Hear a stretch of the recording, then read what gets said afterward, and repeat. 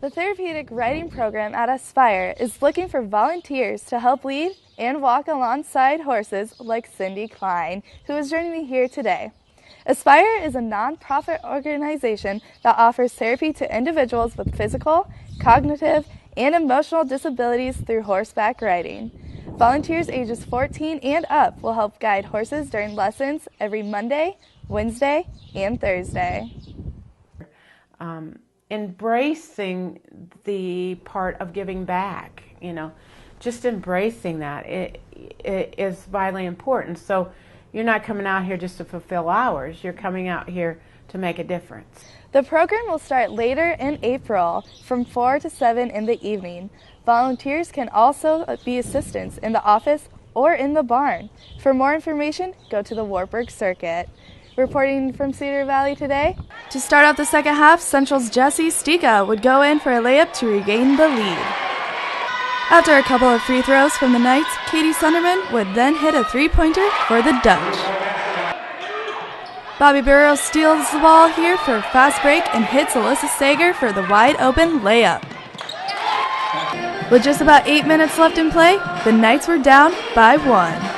After a few free throws from Central and a couple of scores from both teams, Allison Emmerich would give the Knights the lead here.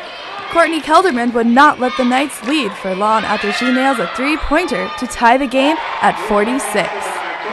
As the time runs out, both teams start fouling just to get the ball back. In the end, Wartburg would clinch a 54-51 win and earn the 5 seed in the conference tournament. The film tells the story of Vashti McCollum and her fight against the U.S. Supreme Court. The case established the separation of church and state in public schools. We decided this was a story that was worth telling. It was one of a woman who was very courageous in speaking out against religious indoctrination, and she was threatened as a result, and she was isolated from her community as a result, but we think it's an inspiring story of standing up for what you believe in. The University of Northern Iowa can now be at the palm of your hand with their new mobile app. It's called the My UNI mobile app and works on both iPhones and Androids. So far, the free app has been downloaded 3,000 times and it's received mostly positive feedback. Students can look up food menu and find campus phone numbers with the app. A lot of the resources on the app are aimed at current students. It'll also be helping prospective students learn about UNI, as well as faculty, staff, and alumni. So there's a little bit for everyone, but a lot of the resources are aimed at students. The Grant Museum in Waterloo held the science fair on Tuesday afternoon. Conducting your own research is a big undertaking, and you learn a lot from doing that as far as organizing a project, managing your time, really finding out how to put together a quality study. More visitors come to campus. Individual student college visits have increased by 10% this school year. Vice President for Admissions Todd Coleman says the campus and friendly faces impact the students' decision. He also adds the coaching staff and the admission counselors getting out to schools make students more interested in attending Wartburg. Gone up about 10%, so that's roughly about 70 or 80 students over this time last year. That's just individual visits. So then we've had more group visits. We've obviously had a larger, one of the largest scholarship days that we've ever had.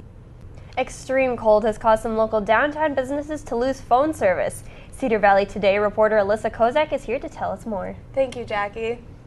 This is the area that was affected by the outage from the Cedar River to Duo's coffee shop. Last week, downtown Waverly lost phone and high-speed internet services due to the extreme cold, followed by a rapid warm-up.